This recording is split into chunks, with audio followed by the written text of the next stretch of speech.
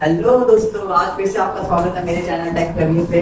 और आज हम देखने वाले हैं दोस्तों ऑपरेटर का पार्ट नंबर 2। मैंने आपको पिछली वीडियो में बताया था ऑपरेटर की कि हम लॉजिकल ऑपरेटर को बाद में देखेंगे। तो गाइस आज की क्लास में हम कंप्लीटली लॉजिकल ऑपरेटर को देखने वाले हैं कि वो होते क्या है। बट इससे पहले मैं आपको कुछ बुलियन अलजेब्रा बताने वाला हूँ, जिसके अंदर जो भी ट्रुथ टेबल होती है हमारी एंड और नॉट गेट की, मैं आपको वो डिस्कस कराने वाला हूँ पहले थोड़ा सा। तो गाइस सबसे पहले स्टार्ट करते हैं अपने और गेट से। दोस्तों और गेट में क्या होता था कि हमारे पास दो इनपुट होते थे और उसके बाद हमारे एक फाइनल आउटपुट होता था। तो वैसे एक ट्रूथ टेबल बनाते हैं हम, ठीक है। लेट्स सपोज ये ए इनपुट है, ये बी इनपुट है, ये आउटपुट है, ठीक है, ऐसे समझो। अब लेट्स से, और दोस्तों मैंने आपको पहले एक और चीज बताई थी कि हम जीरो को क्या रिप्रेजेंट करते हैं, फॉल्स, और वन को रिप्रेजेंट करते हैं गाइस हम ट्रू, ठीक है। तो मैं यहाँ पे वही चीजें यूज करूंगा, जीरो और वन का कॉम्बिनेशन। तो लेट्स सपोज अगर पहले दोनों फॉल्स हो जाते हैं, यानी कि आप ऐसे समझो कि हमारा ए इनपुट है और यहाँ पे बीच में और गेट है और यहाँ पे बी इनपुट है, तो हमारा फाइनल जो आउटपुट आने वाला है सर्किट में वो क्या आउटपुट आएगा। हालांकि गाइस इसको सर्किट में समझो, ये जो चीज मैं बता रहा हूँ आपको ये बहुत जरूरी है लॉजिकल ऑपरेटर को समझने के लिए। रीजन इसकी ये एग्जैक्टली सेम लॉजिकल ऑपरेटर इन्हीं पे बेस्ड है। तो गाइस आप ऐसा समझो कि हमने सबसे पहले ए में जीरो इनपुट दिया यानी फॉल्स है और बी भी फॉल्स है, तो हमारा फाइनल आउटपुट भी फॉल्स आएगा और के केस में। अगर मान लो हमारा ए जीरो है और बी हमारा वन है, यानी ये वाला जीरो है और ए खुला हुआ है, ठीक है, तो इसमें आउटपुट क्या होगा हमारा केस वन। अगर मान लो पहला वाला खुला है दूसरा वाला फॉल्स है, तो आउटपुट क्या होगा फिर अगेन वन। और तीसरे में क्या होगा, अगर दोनों खुले हुए हैं तो भी फाइनल आउटपुट हमारा वन होता है। तो और के केस में आपको सिंपल इतना याद रखने की जरूरत है कि अगर एक भी हमारा खुला है, एटलीस्ट एक भी अगर हमारा ट्रू है, अगर दोनों ट्रू है तो सही बात है कि दो है तो ठीक है, लेकिन अगर एक भी ट्रू है तो भी हमारा आंसर आएगा ट्रू, और दोनों फॉल्स होते हैं तो हमारा आउटपुट आता है गाइस फॉल्स, ठीक है। अभी सिमिलरली हम जल्दी से देखते हैं कि एंड गेट क्या होता है। गाइस मैं उम्मीद करता हूँ कि आपको ये सारे ट्रूथ टेबल पहले से आते होंगे, आपने बहुत बार पढ़ा हुआ है इनको अपने साइंस में। तो हम एक बार और जल्दी देख लेते हैं कि हमारा एंड गेट क्या होता है। एंड गेट, ठीक है। एंड गेट में क्या होता है, सेम ऐसी ही चीजें होती हैं, दो इनपुट होता है ए बी और एक आउटपुट होता है, ठीक है। उसमें भी सेम कॉम्बिनेशन बनेंगे गाइस। सबसे पहला अगर मान लो पहला जीरो है और दूसरा भी जीरो है, ठीक है, तो हमारा आउटपुट क्या होगा जीरो। आप इसको ऐसे समझो ए और बी, यानी ये कह रहे हैं कि अगर मैं भी मतलब फॉल्स हूं ये भी फॉल्स है तो दोनों फॉल्स हैं, ठीक है। इसको ऐसे समझो गाइस, एंड जो होता है ना वो दोनों कंडीशन एंड मतलब ये भी और वो भी, अगर दोनों ही ट्रू हैं तभी ट्रू होंगे। अगर एक भी फॉल्स होता है तो दोस्तों हमारा फाइनल आउटपुट भी फॉल्स हो जाता है। तो अगेन इस केस में देखते हैं ना, मान लो फर्स्ट वाला जीरो है सेकंड वाला वन है, तो भी दोस्तों हमारा आंसर जीरो ही होगा, ठीक है। अगर मान लो पहला वाला ट्रू है दूसरा वाला फॉल्स है, तो दोस्तों तो भी इस केस में आंसर हमारा क्या होगा, जीरो ही होगा, ठीक है। मैंने क्या बताया, एंड है, एंड का मतलब दोनों, अगर दोनों ट्रू हैं, दोनों अगर हमारे ट्रू हैं तभी आंसर हमारा ट्रू होगा, ठीक है। तो ये बहुत सिंपल दोस्तों था और गेट और ये एंड गेट, ठीक है। अभी हम देखते हैं नॉट गेट क्या होता है। दोस्तों नॉट गेट तो ऑब्वियस आम है, नॉट गेट, ठीक है। नॉट गेट में सिर्फ दो ही इनपुट होते हैं, रीजन दो ही केस होते हैं एक्चुअली, इनपुट एक ही होता है, ठीक है, एक ही इनपुट होता है और आउटपुट निकल के आएगा। नॉट का काम क्या होता है, जो भी चीज है उसको उल्टा कर देना। जैसे इन्वर्टर कब काम करता है, जब लाइट नहीं होती। जनरली चीजें ऐसी होती है कि जब लाइट होती है तब काम करती है, लेकिन इन्वर्टर क्या है, उल्टा, ठीक है, वो हमारे नॉट गेट के लिए बना होता है। तो जब लाइट होती है तो वो चार्ज हो रहा होता है, जब लाइट नहीं होती तो वो काम कर रहा होता है, ठीक है। तो सिमिलरली ऐसे अगर यहाँ पे जीरो है तो ये वन हो जाता है, अगर ये वन है तो आपको जीरो हो जाता है, ठीक है। अब देखते हैं कि ये सारी चीजें हमारे कैसे लॉजिकल ऑपरेटर में फिट बैठती हैं। तो दोस्तों लॉजिकल ऑपरेटर हमारे कितने टाइप्स होते हैं पहले मैं आपको ये बता देता हूँ। सबसे पहला जो टाइप्स है हमारा वो है और, दूसरा हमारा है नॉट, दूसरा नॉट नहीं लेते हैं गाइस, नॉट को तीसरे पे रखेंगे, ठीक है। ये टाइप्स है ऊपर नीचे हो सकता है। दूसरा हमारा हो गया एंड और तीसरा हमारा हो गया नॉट। तो देखा गाइस आपने नाम भी कितने सिमिलर है, मतलब नाम भी इनके काफी सेम है, बट गाइस मैं इनके ओरिजिनल नेम लिख देता हूँ क्योंकि ये ऐसे नहीं लिखे रहते, ठीक है। अगर मैं और यूज करना है तो स्मॉल लेटर्स में और लिखना पड़ेगा, एंड यूज करना है तो स्मॉल लेटर्स में एंड लिखना पड़ेगा, नॉट पर तो नॉट है, ठीक है। और नॉट को तो दोस्तों कभी कभार इस सिंबल से भी लिखते हैं, एक्सक्लेमेशन मार्क और इक्वल्स, यानी नॉट इक्वल्स, ठीक है। और सॉरी गाइस, सॉरी ये नॉट इक्वल्स नहीं होगा, ये हमारा कंपैरिजन ऑपरेटर होता है, खाली एक्सक्लेमेशन मार्क, ठीक है, खाली एक्सक्लेमेशन मार्क दोस्तों, ओनली एक्सक्लेमेशन मार्क, ठीक है। तो आइए देखते हैं कि ये जो भी हमने अभी तक पढ़ा है वो कैसे हमारे ऑपरेटर्स में लगते हैं। मैं इसे कर देता हूँ। तो दोस्तों आपको ट्रूथ टेबल जरूर से पता होना चाहिए इन सभी का, तभी आप चीजें कर पाओगे, ठीक है। आइए देखते हैं।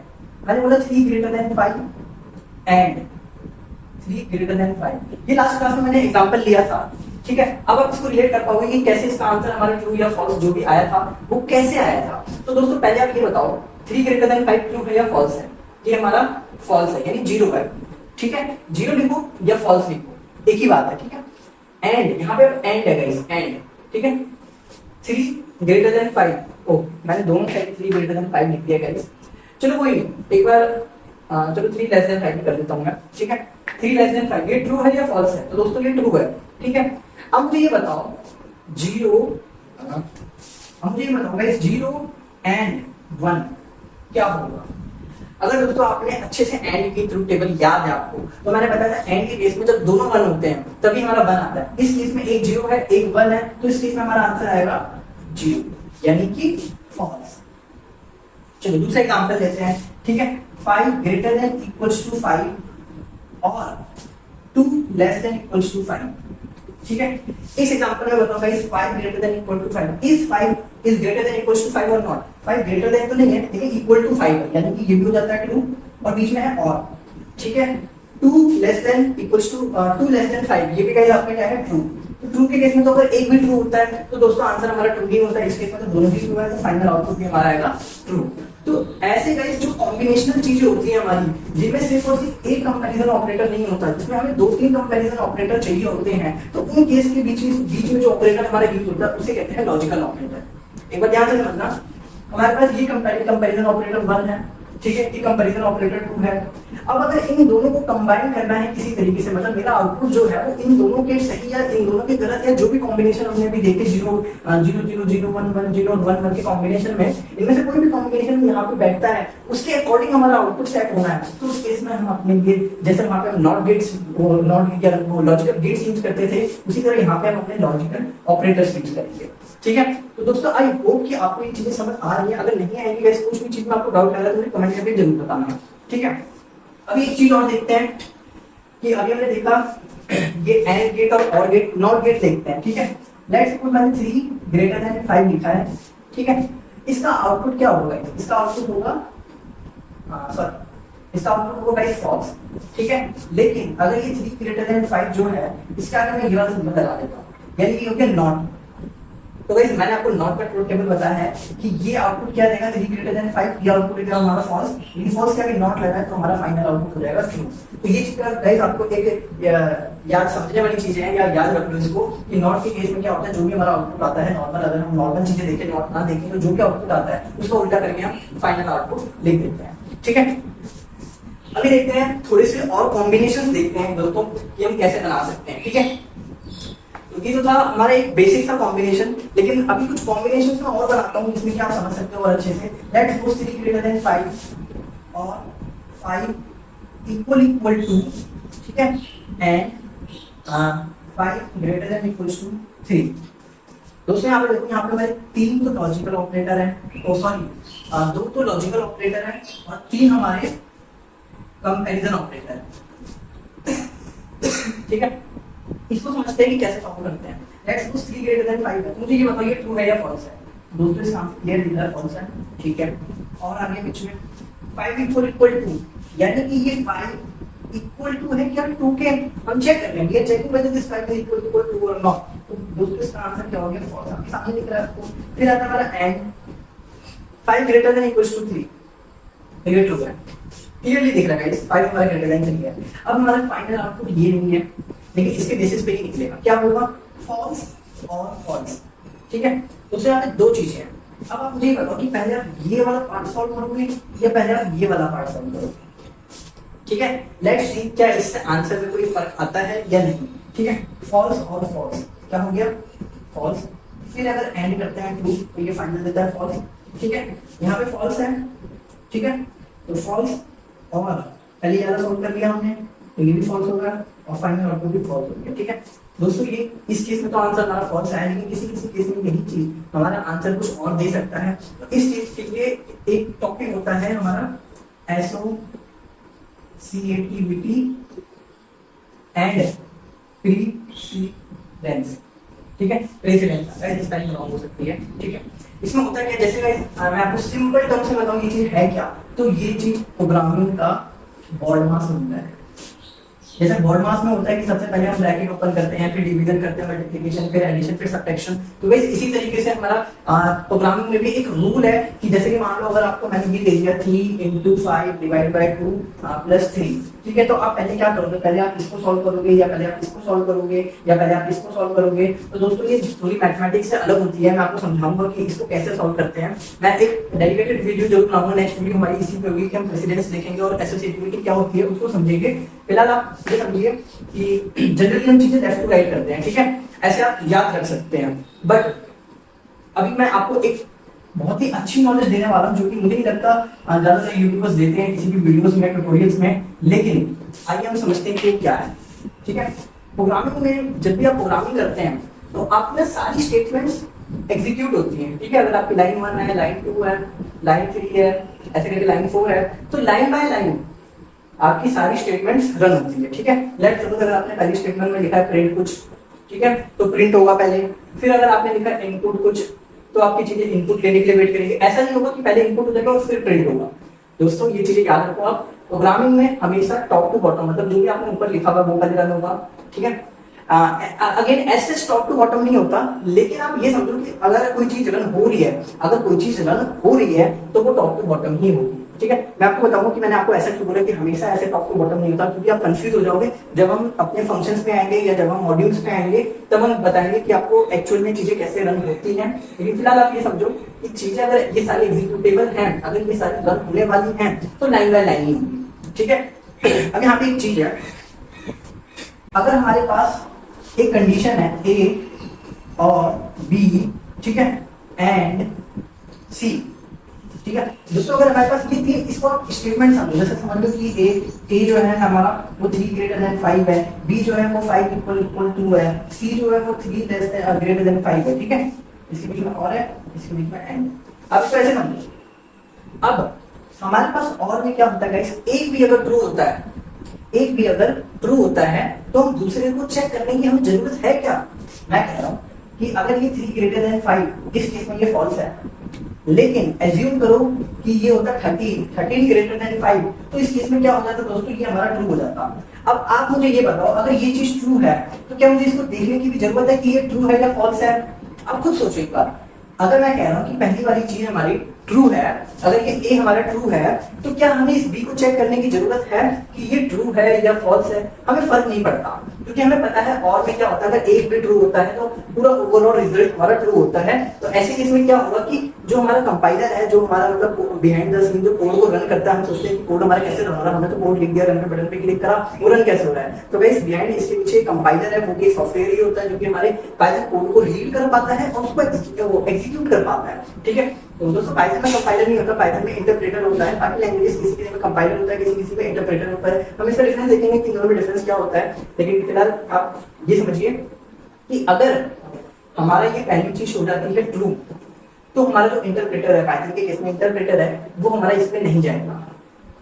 आप इस चीज को अच्छे से समझिए। मैं कह रहा हूँ और के केस में अगर एक स्टेटमेंट है ए, एक स्टेटमेंट है बी, अगर ये 1 है ऑलरेडी, तो हमें बी को चेक करने की ही जरूरत नहीं है, वो क्या है। लेट्स अज्यूम कि ए ऐसे कुछ ऐसे लिखा हुआ है हमारा ट्रू, और बी एंड सी और डी जो भी है हमारी चीजें यहाँ पर, और भी कुछ भी हो सकता है। ठीक है, तो हमें ये पूरा क्यों चेक कर रहे हैं, जब हमें पता है कि पहला वेरिएबल ट्रू है और इसके बीच में और है। ठीक है, तो हमें आगे जाने की जरूरत ही नहीं है, हम डायरेक्टली यहीं से कह सकते हैं कि ये चीज ओवरऑल ट्रू होगी। ठीक है, सेम केस में गाइस क्या होता है, इसी जैसा एक सिंपल केस कंसीडर करते हैं हम एंड के केस में। ठीक है, तो दोस्तों एंड के केस में क्या होगा, अगर ए एंड बी और सी एंड डी कुछ भी लिखा हुआ है पीछे, फर्क नहीं पड़ता। अब मुझे ये बताओ, अगर ये चीज फॉल्स है तो क्या हमें आगे की चीज चेक करने की जरूरत है। दोस्तों नहीं है, लेकिन इसमें कुछ सिनेरियोज हैं, केसेस बन सकते हैं।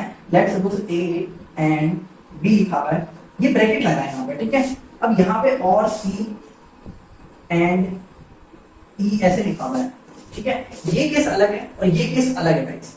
ठीक है, जब आपने ये ब्रैकेट लिखा है, इसका मतलब है कि इस ए के फॉल्स होने की वजह से सिर्फ ये ब्रैकेट वाला सिस्टम ही फॉल्स होगा, बाकी का सारा सिस्टम हमें खुद से चेक करना पड़ेगा। मतलब बाकी का सारा जो भी आगे की लाइन है वो हमें खुद से चेक करनी पड़ेगी। ये और किस पे डिपेंड करता है, ये और इस बड़े वाले बॉक्स पे डिपेंड करता है, और जो इसके पूरे राइट में है इस पे डिपेंड करता है। अब अगेन इसमें बात आ जाती है, तो इसमें हम सी एंड ई को चेक करेंगे कि पहले क्या आएगा।